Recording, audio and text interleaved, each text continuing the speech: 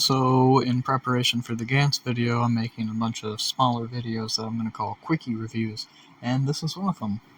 Slaughter High I watched pretty recently, and it's another slasher fic in the vein of Rooter, stuff like that, that good stuff, that peak 80s slasher film craze, and I think the reason I watched it is because I remember when I was younger, I watched a video on Watch Mojo back when I would just put those on for background work. And I remember that Slaughter High was like the fourth movie with like a 0 on Rotten Tomatoes. I thought that was kind of interesting because the one clip they showed of the movie actually looked kind of cool. It was the sewage kill in the film. So, naturally, when Halloween was coming up, I decided I'd give it a watch, and it's actually pretty good. Like, it's surprisingly decent entertainment. Now, granted, it's not great, it's an 80s slasher film on a low budget, but it's really helped out by some on-location filming at an abandoned high school. Uh, it's very committed to the gimmick, I will not lie. I was very shocked at the ending, which, spoilers, sees the main girl get killed. It's kind of interesting seeing a final girl actually not outwit her killer and fall victim to it. Usually the trend was the final girl would survive, or at the very least last until some kind of jump scare at the end.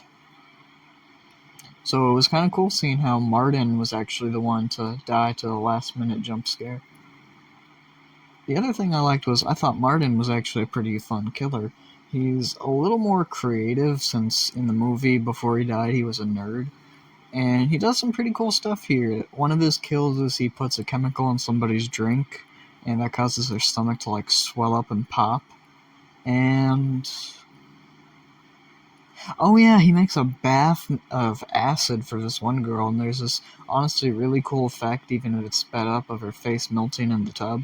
And it's really good. Martin's one of the odder slasher film villains I can think of, because it's not necessarily that we don't feel bad for him. After the opening, it's hard not to feel bad for him.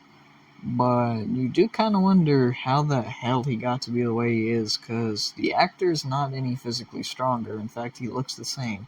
But he's like picking dudes up and throwing them and shit, and slamming people around like he's Jason Voorhees, meanwhile being like a little 6'2" guy. It's kind of funny. But yeah, it was honestly pretty good.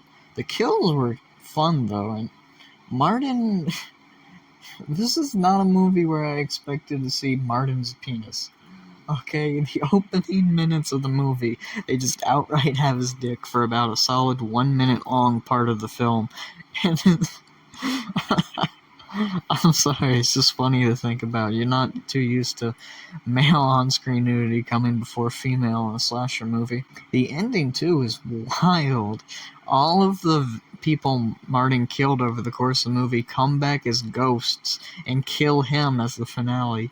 It's really unexpected, and I kind of wanted to see more of it. Maybe see Martin try to get away and have the ghost slowly chase him down as he tries to go back to whatever his normal life was, because we don't really see much of it.